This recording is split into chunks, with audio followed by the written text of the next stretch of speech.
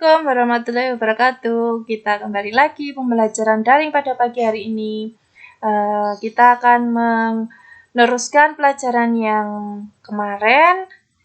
Tema 2, subtema 1, pembelajaran 2, bermain di lingkungan.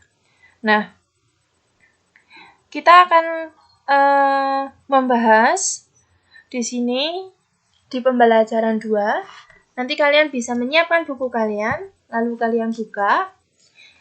Dan tak lupa untuk pelajaran pada pagi hari ini kita mengucapkan bismillahirrahmanirrahim supaya diberi kelancaran dalam belajar daring pada pagi hari ini dan menyiapkan alat tulis kalian. Langsung saja ya. Mempraktekkan gerak menekuk kepala dan tangan. Kalian bisa buka buku kalian halaman 8. Yang pertama, gerak menekuk kepala ke depan. Cara pertama untuk menekuk kepala dan tangan atau macam-macam gerak menekuk kepala itu adalah gerak menekuk kepala ke depan. Yang kedua, gerak menekuk kepala ke belakang. Ketiga, gerak menekuk kepala ke samping kanan. Dan keempat, gerak menekuk kepala ke samping kiri. Cara melakukan gerak menekuk kepala itu yang pertama, kedua tangan di pinggang. Kalian bisa mempraktekkan ya. Letakkan kedua tangan di pinggang, kemudian kepala ditekuk ke depan, ke belakang, samping kanan, dan samping kiri. Dan pandangan ke bawah saat menekuk kepala ke depan, pandangan ke atas saat menekuk kepala ke belakang, pandangan ke depan saat menekuk kepala ke samping. Kalian bisa melaksanakan atau melakukan gerakan menekuk kepala di rumah. Sambil belajar, kalian bisa berdiri dan mempraktekannya. Oke? Dan kemudian macam-macam gerak menekuk tangan. Yang pertama, gerak menekuk tangan di depan dada, yaitu caranya tangan kanan ditekuk menyilang ke samping kiri, seperti ini gambarnya. Kemudian tangan kiri ditekuk ke atas, menahan tangan kanan, dan yang C, telapak tangan terbuka. Yang kedua, gerak menekuk tangan di belakang kepala. Itu yang pertama adalah kedua tangan diangkat lurus ke atas. Yang B, tangan kanan ditekuk belakang kepala, dan C, tangan kiri menahan siku tangan kanan. Lanjut. Menuliskan permukaan benda. Contoh benda yang permukaannya pada saat diraba terasa halus. Itu ada 3. Di sini ada kertas lipat, kemudian ada kapas, dan yang ketiga kaca.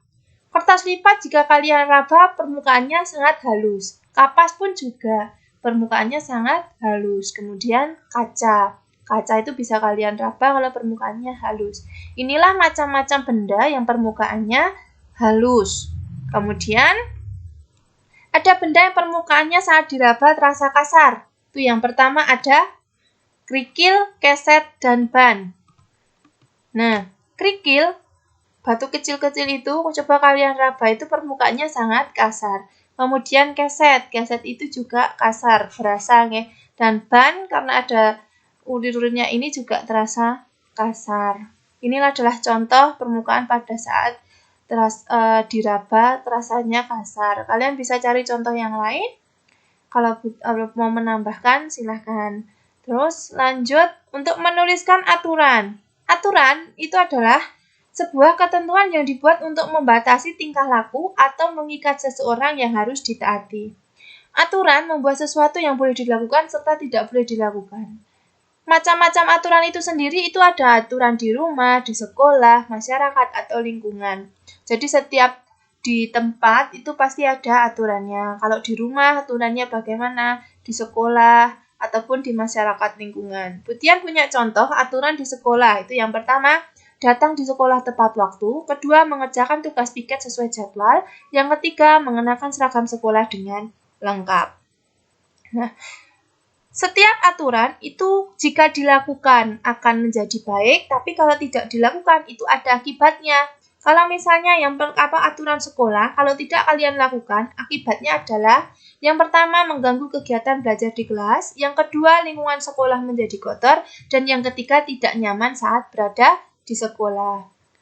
Itulah pelajaran kali ini di tema 2, subtema 1, pembelajaran 2. Kalian untuk tugasnya, kalian bisa mengerjakan halaman 11 dan halaman 11 saja, dikerjakan di situ. dan tidak dikumpulkan. Butian akhiri, wabillahi taufik walhidayah. Wassalamualaikum warahmatullahi wabarakatuh.